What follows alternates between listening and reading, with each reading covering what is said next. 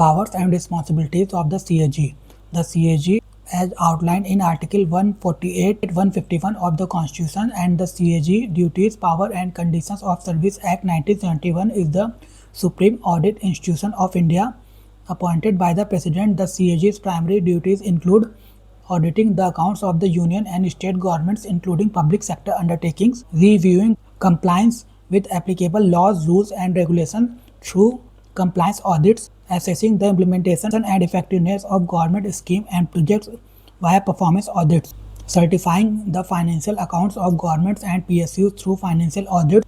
Additionally, the Fiscal Responsibility and Budget Management Act 2003 mandates the CAG to review government compliance with fiscal targets, selection and execution of audits. The CAG follows a meticulous process to select audit subjects. Risk assessment. Factors like project size, media coverage, and inspection reports influence the selection.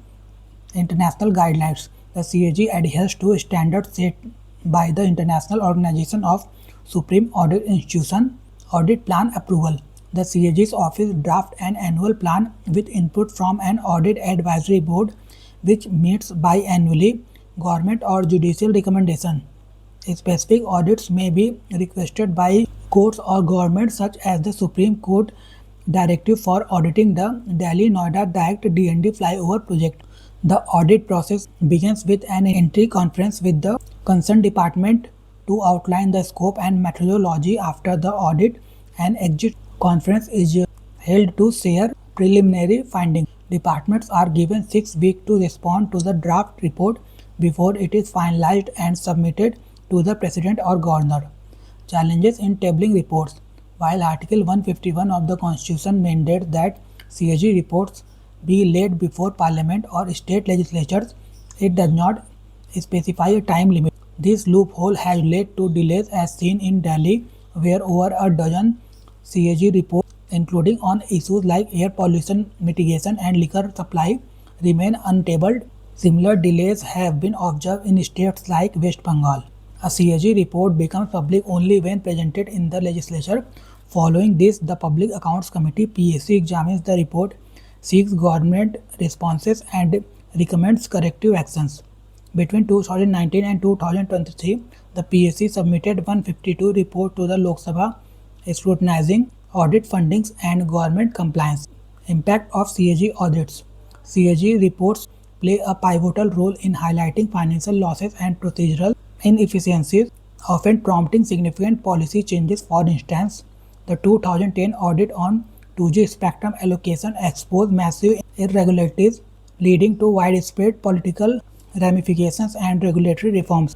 A CAG review led to change in Telangana's engineering procurement contract framework. In 2022-23, the CAG approved 172 audit reports, a significant increase from 73 reports in 2018-19, reflecting its growing scrutiny of governance and fiscal accountability. Conclusion. The CAG's audits are instrumental in ensuring transparency and accountability in governance. However, the lack of timely tabling of its report undermines its potential impact. A strengthening mechanism to expedite the legislative review process, coupled with robust government responses, can enhance the effectiveness of this constitutional body. As the guardian of public finance, the CAG remains a cornerstone of India's democratic framework, with its work extending far beyond political dispute to safeguard the interest of citizens. What is the difference between auditing and investigation? The main difference between audit and investigation is that an audit is a systematic examination of financial statements to ensure accuracy and compliance, while investigation is a thorough inquiry into a specific matter to uncover facts and identify potential wrongdoing. Who was the first Auditor General of India? Sir Edmund Drummond was the first Auditor General of India, appointed in 1860. He was previously the Accountant General of the Government of India.